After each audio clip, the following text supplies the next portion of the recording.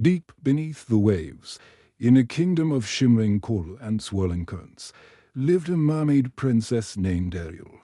She was the youngest daughter of King Triton, ruler of the seas.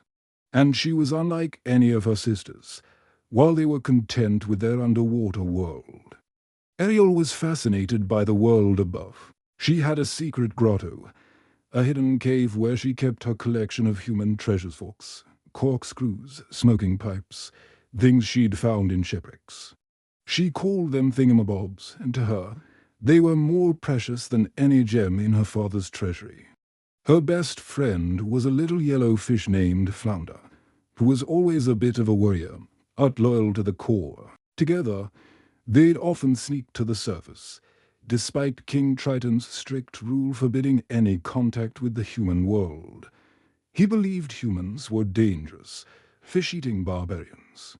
To keep an eye on his adventurous daughter, he'd assigned his court composer, a crab named Sebastian, to be her reluctant chaperone.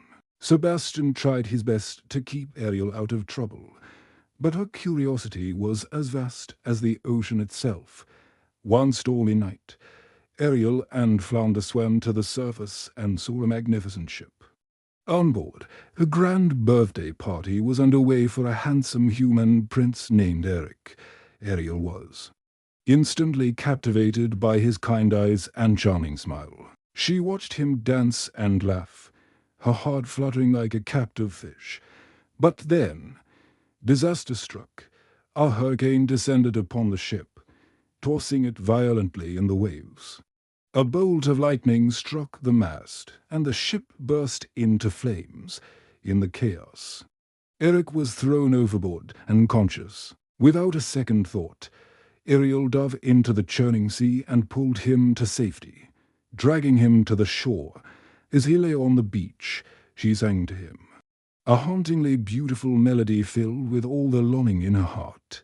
Just as he began to stir, she heard his crew calling for him. Not wanting to be seen, she kissed his forehead and slipped back into the water, leaving him with only the memory of a beautiful voice. Back in her grotto, Ariel was lovesick. She dreamed only of Prince Eric and the world he lived in. Sebastian, discovering her secret, was horrified. He tried to convince her that life under the sea was far better than anything on land, even bursting into a song about it. But Ariel's mind was made up. She had to see Eric again. This desperation led her to the darkest trenches of the ocean, to the lair of the sea witch, Ursula. Ursula, a cunning and manipulative sorceress, offered Ariel a deal. She would give Ariel human legs for 3 days in exchange for her voice, to remain human permanently. Ariel had to receive a true love kiss from the prince before the sun set on the 3rd day. If she failed, she would turn back into a mermaid and belong to Ursula forever. It was a terrifying bargain. But Ariel, blinded by love, agreed. Ursula captured her voice in a magical nautilus shell and, with a flash of dark magic, transformed Ariel's tail into a pair of legs. Ariel, now human and unable to speak, was found on the beach by Prince Eric himself. He was drawn to her, remembering the girl who had saved him, but without her voice, he couldn't be sure it was her. He took her back to his castle, where she was cleaned up and given beautiful clothes. Ariel was amazed by the human world, the grand castle, the formal dinners. Even a simple carriage ride was a thrilling adventure.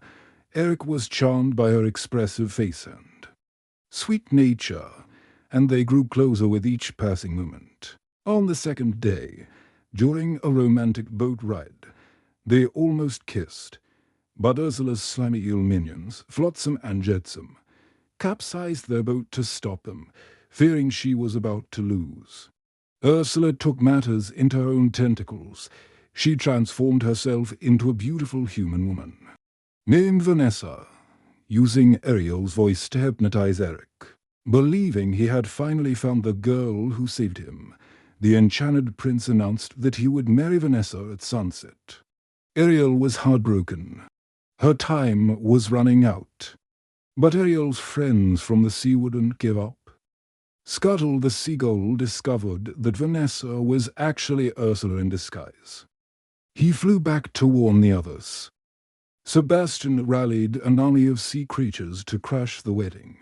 In the ensuing chaos, Scuttle managed to break the Nautilus shell around Vanessa's neck, and Ariel's voice returned to her. The spell on Eric was broken. He realized Ariel was the one all along. But just as they were about to kiss, the sun set. It was too late. Ariel transformed back into a mermaid, and Ursula dragged her back to the sea. King Triton appeared, furious, but he couldn't break Ursula's contract to save his daughter. He offered himself in her place, becoming Ursula's shriveled prisoner. With the king's trident and crown, Ursula declared herself the ruler of the ocean. Growing into a monstrous giant, a final, epic battle began. Eric, who had followed them, commandeered a wreck ship. As the giant Ursula aimed the trident's power at Ariel, Eric steered the ship's splintered bowsprit directly into the sea witch, defeating her for good, with Ursula gone. King Triton and all her other prisoners were freed, seeing the love between Ariel and Eric. The king finally understood that the human world wasn't so bad after all.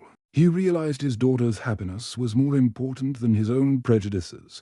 Using his magic trident, he transformed Ariel into a human, permanently. Ariel and Eric were married on a ship with all their friends, from both land and sea. Celebrating together, they sailed off to live happily ever after, uniting two worlds with their love. Thanks for watching. Don't forget to like and subscribe for more stories.